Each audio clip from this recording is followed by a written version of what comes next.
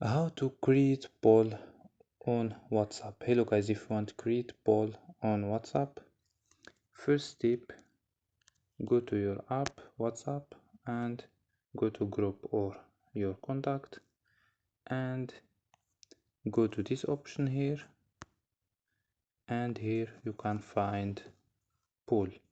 You can find also document. You can send document or contact or your location or audio.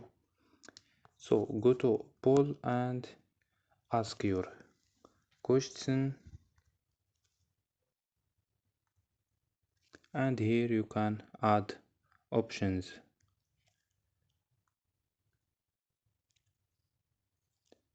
and here you can send your poll. So don't forget like and subscribe. Bye.